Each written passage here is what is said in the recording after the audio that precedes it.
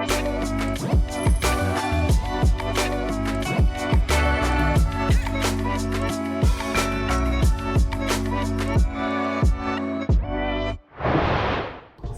warahmatullahi wabarakatuh. Hai Hamka Muda, kita kembali lagi di Paper Talk UHAMKA. Nah, untuk Paper Talk edisi kali ini kita kehadiran tamu yang super keren menurut kami. Nah, Hamka Muda pasti penasaran kan kita hari ini akan pembahasan apa? Di tahun 2022 ini kita buka podcast Paper Talk UHAMKA dengan tema Goodbye Toxic People, Welcome Good People. Ya, Hamka Muda pasti penasaran banget kan apa sih itu Toxic People? Nah, Hamka Muda juga sudah tidak asing dengan istilah Toxic People itu sendiri itu apa. Nah, Hamka Muda tanpa berpanjang lebar, kita nanti akan pembahasan penelitian dari dosen UHAMKA ini, yang mana sebelum kita bahas, yuk kita saksikan PT beliau seperti ini. Check it out.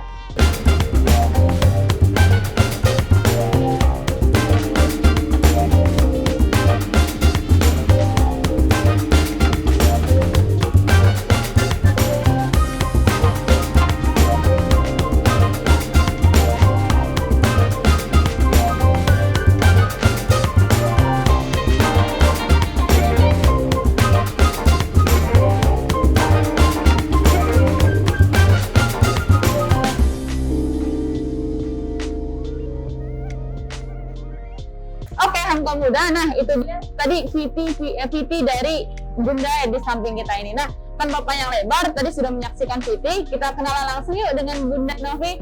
Bunda, boleh Bunda salam dulu kepada Hamka Muda dan perkenalkan Bunda. Assalamualaikum warahmatullahi wabarakatuh. Salam sehat semuanya, Hamka Muda. Saya Novi Andayani Pratiningsih. Terima kasih diundang di podcast ini. Oke, Bunda. Baik, Bunda, Paper Talk kali ini kita memang akan membahas tentang penelitian Bunda, yang mana penelitian itu adalah cara atasi gangguan depresi pada remaja. Nah, Hamka Muda juga pasti kan sering bingung kan sebenarnya toxic people itu berasal dari mana sih, dan sebenarnya bagaimana sih muncul orang-orang yang membuat kita kok rasa itu toxic seperti itu. Nanti Bunda Novi akan menjelaskan. Nah, sebelum kita menjelaskan, Bunda, boleh Bunda ceritakan tentang penelitian Bunda, yang mana penelitian tersebut adalah cara atasi gangguan depresi pada remaja. Poinnya seperti apa sih Bunda? Silahkan. Oke, baik. Terima kasih Mbak Sulis yang cantik. Baik Bunda. Ya, jadi dari penelitian saya ada 6 poin ya yang penting yang perlu dicatat gitu ya, atau perlu diperhatikan oleh teman-teman UHAMKA Muda. Yang pertama adalah bahwa fakta ini bahwa gangguan depresi itu awalnya dari stres ya, stres berkepanjangan menjadi depresi, itu bermula dari remaja. Jadi banyak sekali remaja yang mengalami gangguan akibat dari hubungan yang tidak sehat atau toxic relationship. Nah, kemudian yang kedua bahwa toxic relationship itu memang bisa mengakibatkan mental illness atau sakit jiwa atau mental yang tidak sehat. Nah, kenapa? Karena toxic people itu kebanyakan, Mbak, lebih sering mengendalikan dan juga kecenderungannya mendominasi dan mengontrol hidup orang lain. Jadi itu membuat orang terjebak dan akhirnya menjadi mental illness. Kemudian ternyata faktanya berikut, pelaku toxic itu bermacam-macam pada toxic people. Yang pertama adalah toxic relationship pada orang tua, kita sebut dengan toxic parenting, yang disebabkan oleh orang tua yang mempunyai hubungan yang tidak sehat dengan anak-anaknya gitu ya. Kemudian yang kedua adalah toxic family yang disebabkan oleh adik dan kakak. Kemudian juga ada lagi namanya toxic relatives, lebih kepada saudara, sepupu misalnya. Kemudian ada lagi toxic at workspace, jadi lebih di dunia kerja gitu ya. Biasanya dewasa awal itu kan mulai bekerja, lulus S1 kemudian atau D3, fresh graduate, kemudian sering mengalami toxic di tempat kerja. Ada juga yang kita sebut dengan toxic friendship, jadi lebih karena dari sahabat dan teman. Dan yang terakhir, nah ini yang paling sering nih, pacar, kekasih, nah itu kita sebut dengan toxic love relationship, jadi atau toxic dari girl atau boyfriendnya. Nah kemudian yang kelima, berdasarkan penelitian ternyata toxic relationship itu yang paling parah itu adalah dari toxic parent. Toxic Jadi parent. orang tua yang toxic itu yang paling banyak mempengaruhi depresi anak atau remaja. Wah. Salah satunya misalnya sering membeda-bedakan dengan saudara-saudaranya, kemudian juga sering menggunakan kata kasar, banyaklah, dan juga berpikirnya tidak out of the box tapi in the box. Nah, jadi berdasarkan yang terakhir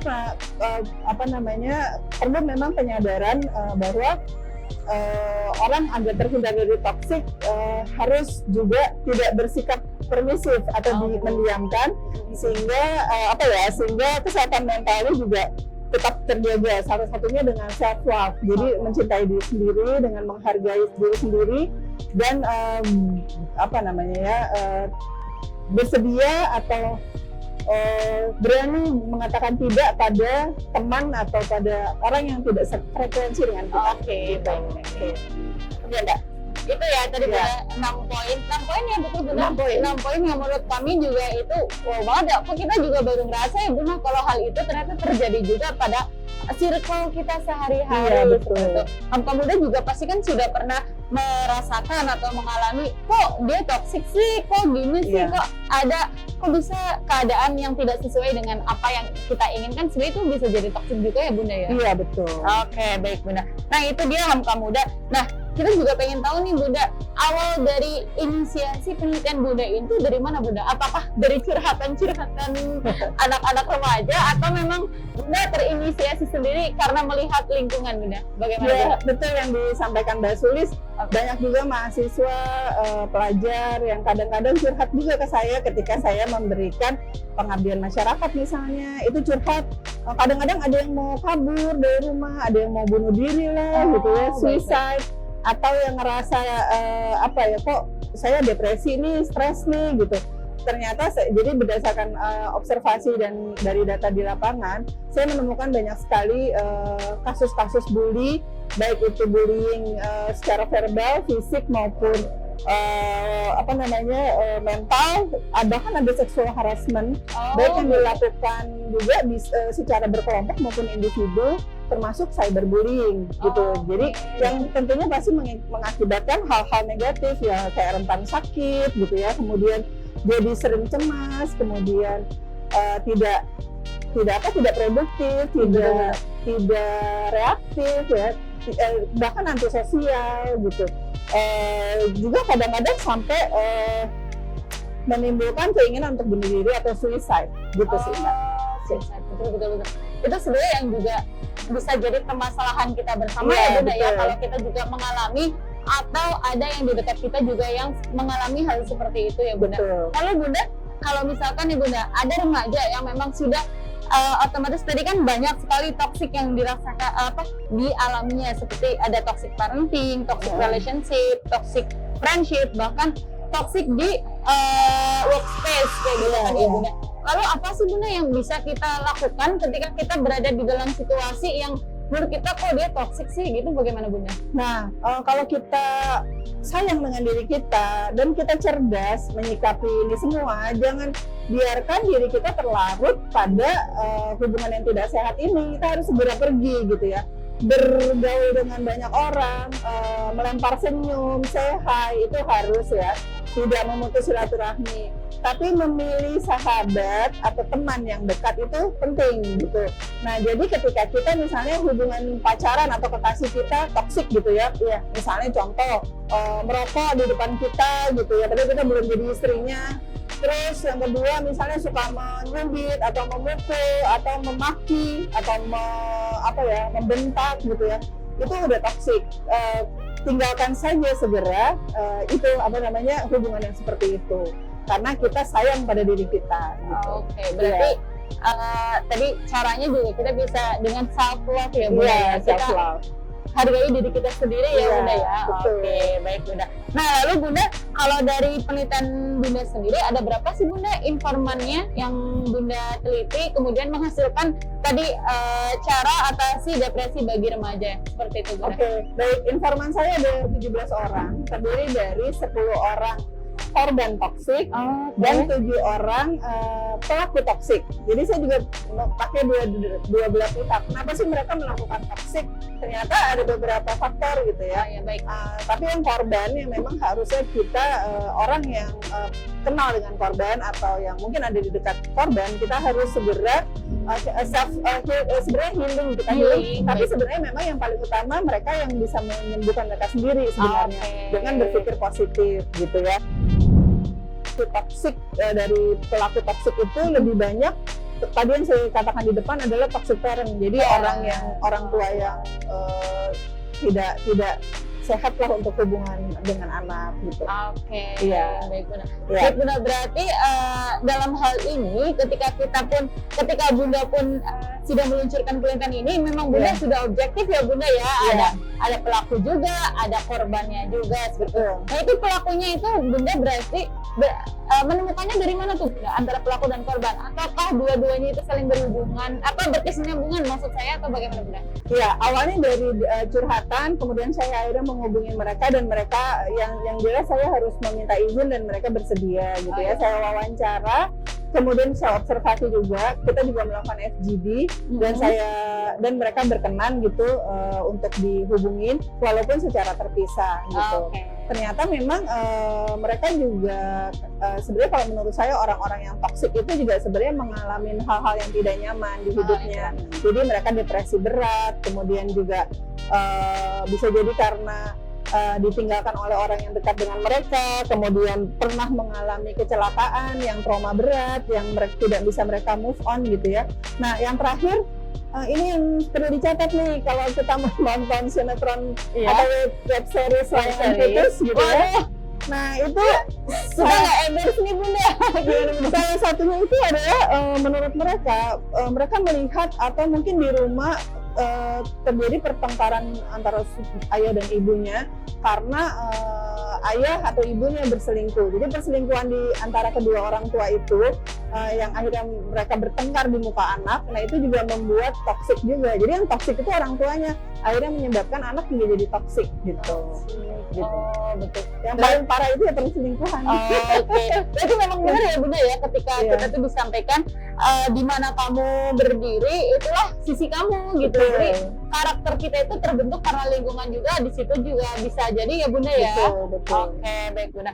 Nah itu menarik sekali Bunda bagi kita juga, terutama bagi remaja ya Bunda yang dia itu merasa complicated masalahnya, padahal masalahnya hanya itu saja, tapi menganggap masalah kecil besar. Nah itu juga kan bisa juga dijadikan sebagai toksik ya Bunda. Lalu cara mengatasinya tadi Bunda menyampaikan kita bisa dengan menjalin hubungan yang sehat, tinggalkan hubungan yang tidak sehat, kemudian memilih teman yang sehat, bersahabat dengan orang yang menurut kita itu sehat seperti itu.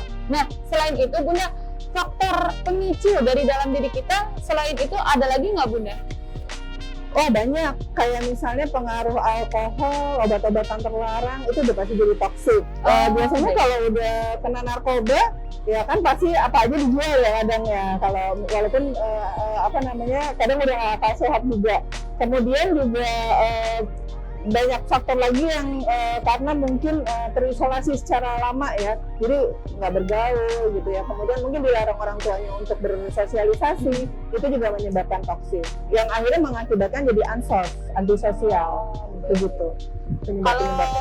Kalau misalkan nih Bunda, kita merasa nih tadi kan Bunda juga menyampaikan bahwa cyberbullying itu juga salah satu penyebab toksik ya, yang itu juga sebagai gangguan depresi bagi penggunanya ya Bunda. Nah, lalu apa sih Bunda yang bisa kita lakukan ketika kita berada di lingkungan media sosial yang mana kita dibully, kita dihujat, tapi kita nggak tahu dia itu siapa? Itu bagaimana Bunda cara mengatasi dari dalam diri kita? Iya, baik. Itu memang banyak dialami orang ya. Mungkin nggak cuma artis, tapi kita juga sebagai makhluk sosial yang ingin bersosialisasi melalui media sosial. Nah sebaiknya kalau memang sudah banyak yang membuli itu, kita tutup saja komentar gitu ya. Bisa tutup komentar, atau mungkin bisa kita abaikan, atau kita hapus aja komentar-komentar negatif gitu. Jadi tidak boleh baper gitu. Kalau udah berani memposting sesuatu di media sosial, kita juga harus terbiasa tidak baperan gitu ya. tidak dimasuk, no hard feeling gitu. No hard feeling, betul. Ya, jadi ya udah sih, ya, dibully orang biasa, bahkan mungkin berarti mereka memperhatikan kita begitu. Itu jadi ya kita bisa sebenarnya toxic, suasana yang toxic itu bisa kita ambil dan kita obati ketika kita bisa berpikir positif kali ya Bunda ya. Betul, berpikir positif, betul. Kalau menurut Bunda nih, dari penelitian Bunda, apa saja nih Bunda yang bisa diimplementasikan oleh Hamka Muda yang mungkin sedang menonton atau mendengarkan Bunda? Oke, jadi ada 2 poin yang bisa kita implementasikan ya. Yang pertama itu adalah kita harus positif dalam berpikir, nanti menghasilkan juga sikap positif juga, dan akhirnya positif behavior. Jadi perilaku kita juga jadi positif, dan hindari menjadi toxic people. Nah, caranya salah satunya memang ada beberapa hal. Berpikir out of the box, yang pertama. Kemudian low profile, jadi orang nggak usah pamer-pamer gitu ya. Terus itu pentingnya. Ya, pokoknya ya udah, orang kan nggak suka juga dengan orang yang low profile.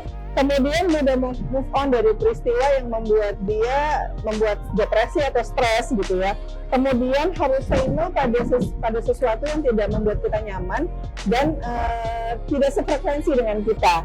Kemudian juga ya menghargai orang lain, dan juga kalau bisa upayakan menghindari teman-teman yang toksik gitu. Jadi kita boleh memilih teman, dan hak kita kan untuk membiarkan diri kita disakiti atau tidak. Tidak ada orang yang bisa mengizinkan diri kita dilukai, disakiti, hanya kita yang bisa mengizinkan. Nah, itu yang pertama. Itu yang pertama. Yang kedua, ya itu tadi ada 2 hal yang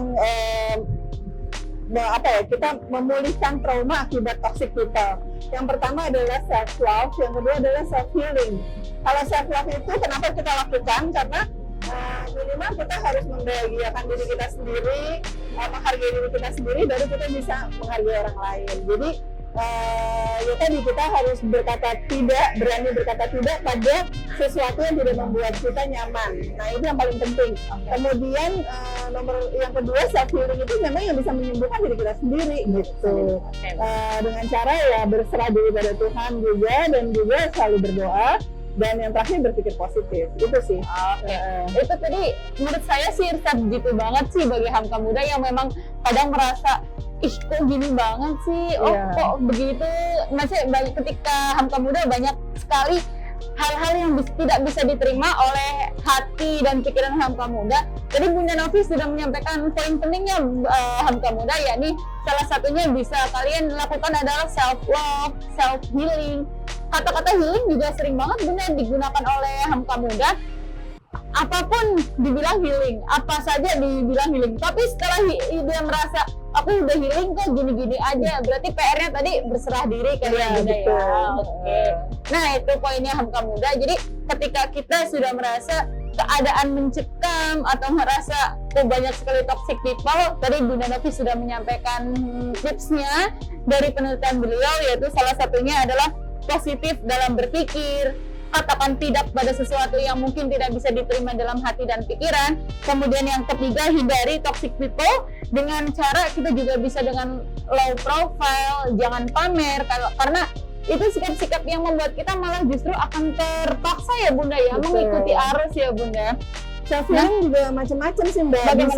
Bisa dengan mengalihkannya ke hal-hal positif seperti olahraga, menyalurkan hobi yang kita suka gitu, misalnya masak, menanam tanaman, kemudian melukis, kemudian mungkin ikut kursus potong rambut, membuat cookies gitu. Jadi pengalihan itu akan membuat kita happy, bahagia sesuai dengan kesukaan kita gitu. Kalau kita suka olahraga, kita suka nonton film, kita suka nonton marching band, kebetulan saya ikut marching band dulu. Wow, mantap Bunda. Itu juga self healing loh. Misalnya kalau kita kesel di satu hal, nanti kita akan bisa sembuh dengan mengikuti kegiatan yang kita suka dan bermanfaat pastinya. Gitu. Oke, baik Bunda. Ya. Nah, lalu nih Bunda kan sudah menghasilkan penelitian ini, dan insya Allah melalui acara ini Bunda, melalui tayangan ini, Hamka Muda juga bisa implementasikan sendiri ketika ngerasa kok lingkungan aku toksik banget sih. Tadi poin-poinnya sudah Bunda sampaikan, nanti akan kita garis bawahi poinnya. Nah, selanjutnya nih Bunda, rencana jangka panjang dari Bunda setelah penelitian ini tuh seperti apa Bunda? Baik, Ya, kebetulan penelitian yang kemarin selama 6 bulan itu akhirnya sudah tayang juga di jurnal Sinta, terakreditasi Sinta. Jadi nanti kalau mau baca bisa di-share lah gitu ya. Baik. Dan juga sudah memperoleh hak cipta gitu ya dari Kemenkumham untuk artikel tersebut. Nah, rencana yang ke depan adalah agar mungkin saya juga akan tetap meneliti tentang toksik, termasuk juga kekerasan pada perempuan dan anak, termasuk sexual harassment pada remaja putri terutama. Dan juga dewasa awal ya. Nanti tapi tidak hanya metodologinya tidak hanya kualitatif, tapi mix method dengan foto voice. Itu baru ya, foto voice. Jadi saya mencoba memfoto, memotret, kemudian kita analisis dengan observasi dan juga metode foto voice yang ada gitu. Jadi dari metode foto voice itu nanti akan menghasilkan penelitian baru yang berupa mix method tadi. Nah, kemudian memang dari penelitian itu kita juga akan lebih banyak meneliti pelaku toksiknya. Kalau kemarin kita lebih dominan ke korban, sekarang ke pelakunya. Karena kalau memang kita ketemu sama toxic people atau orang yang melakukan toxic relationship dalam hubungan kita, juga kalau bisa, karena kan dia juga sebenarnya juga kasihan ya sebenarnya. Kita coba dia rangkul untuk kasih solusi untuk berdiskusi dengan orang profesional gitu. Bisa psikolog, bisa psikiater gitu. Baik, gitu sih, Mbak. Oke Bunda, mantap sekali pembicaraan kita pagi hari ini menjelang siang dengan suasana yang mendukung juga bagi Hamka Muda yang memang mungkin sedang merasa toksik. Mungkin Bunda Novi juga ke depan mungkin akan nyari ya Bunda ya pelaku toksik, bisa nih jadi bahan penelitian Bunda. Siapa tahu nanti setelah mendengar atau setelah menyaksikan tayangan ini yang merasa ditoksikkan oleh seseorang, lapor kita aneh banget ya. Nanti saya approach dengan pelaku toksik. Wow, nanti bisa lapor ke kami Humas, nanti akan kita salurkan kepada Bunda Novi ya. Barangkali bisa jadi instrumen di dalam penelitian Bunda. Mungkin kalau untuk mahasiswa mungkin merasa dilecehkan nggak sama siapa temannya ya, atau mungkin sama seniornya atau mungkin siapa gitu ya. Nah, boleh lah lapor ke kita. Boleh. Bagi teman-teman yang merasa pernah menjadi sexual harassment, bisa jadi nanti kita sampaikan ke Bunda Novi dan nanti kita akan adakan assessment mungkin ya Bunda ya, di rencana penelitian Bunda selanjutnya. Baik Hamka Muda, nanti kalau ada pertanyaan bisa Hamka Muda sampaikan saja di kolom komentar. Nanti akan bisa kita jawab di episode Paper Talk selanjutnya. Mungkin kita akan gandeng Bunda Novi lagi membahas tentang isu-isu sosial. Ini kan isu sosial yang sedang Hamka Muda alami bersama, karena ini isu sosial berjamaah Bunda. Iya betul. Terkait dengan toxic people. Baik Hamka Muda, semoga Hamka Muda dapat menarik kesimpulan dan mendapatkan hikmah dari apa yang sudah kita sampaikan bersama Bunda Novi. Karena waktunya Bunda kita terbatas, kita hanya 30 menit untuk tayangan ini. Jadi Hamka Muda silahkan bisa langsung komen, like, and subscribe pada channel ini di UHAMKA ID. Langsung saja Hamka Muda bisa share ke teman-teman yang mungkin satu nasib, satu perjuangan merasa ada toxic ataupun korban toxic people yang lainnya. Baik Hamka Muda, sampai jumpa di Paper Talk selanjutnya. Dari saya Sulis, mohon maaf apabila terdapat kekeliruan. Dari Bunda Novi, mungkin ada yang ingin disampaikan lagi sebagai penutup? Terima kasih buat korban toksik atau mungkin yang jangan sampai kena itu, katakan tidak pada situasi atau keadaan atau sesuatu hal yang membuat tidak nyaman. Itu aja. Dan terima kasih juga atas share-nya dengan Mbak Sulis. Buat teman-teman UHAMKA Muda, wabillahi taufiq wal hidayah. Assalamualaikum warahmatullahi wabarakatuh. Bagi kami, jangan lupa like, comment, and subscribe UHAMKA Muda. Sampai jumpa di Paper Talk selanjutnya. Wassalamualaikum warahmatullahi wabarakatuh. Waalaikumsalam.